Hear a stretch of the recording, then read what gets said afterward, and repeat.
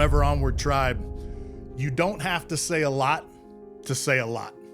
When I took over my first executive job in the military, I ran one of our advanced training commands, or I was one of the senior leadership in our advanced training command. So that's all the kind of finish or polish school for SEALs. Communication, dive school, sniper school, hand-to-hand fighting, all these different skill sets you need to have when you actually get to the team.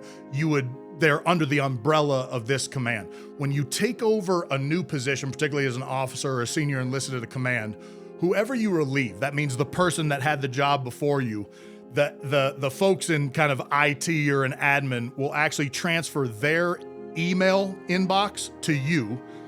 You don't do it to spy on them or because you need something from them, but they have, it's almost like the continuation of all the things that they are working on. If you need to access that information so you can pull that and figure out what's going on with a significant issue or something you need a little more information on, it's there for you to do that.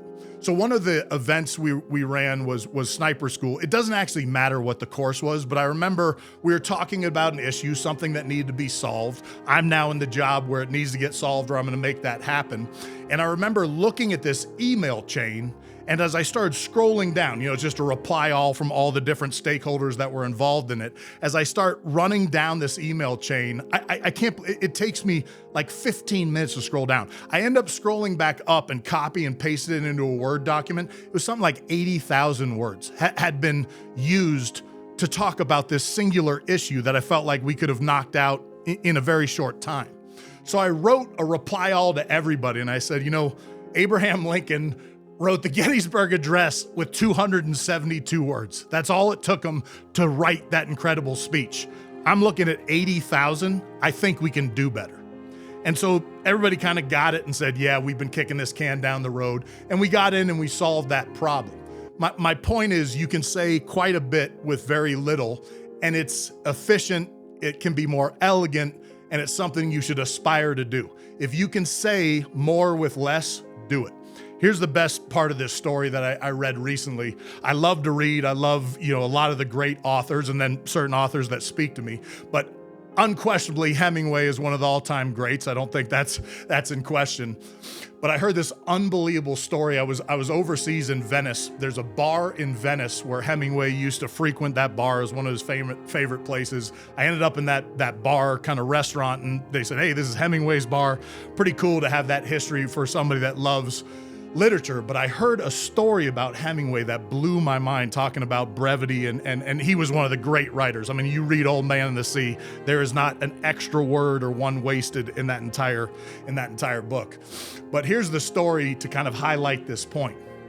Hemingway is with a bunch of his writing buddies, and all of them have been drinking, and they're at the bar, and they're kind of giving each other a hard time about writing and their abilities. And somehow the subject comes up of how many words, pages, how long does a story need to be to make an impact? How long does something need to be? And, it starts off at 100 pages.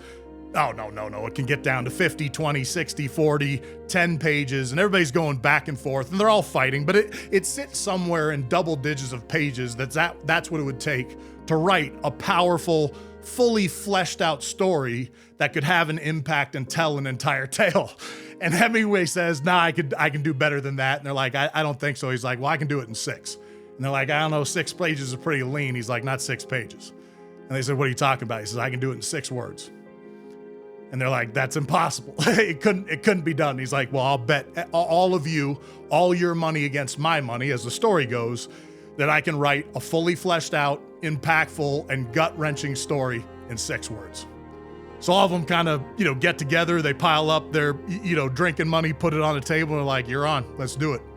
As the story goes, Hemingway turns onto a cocktail napkin, writes something down, hands it over to the guys. They look at it. The bet is won. It is a done deal. And to hit you with how true this is what Hemingway wrote. For sale, baby shoes, never worn. You don't have to say a lot to say a lot. Ever onward.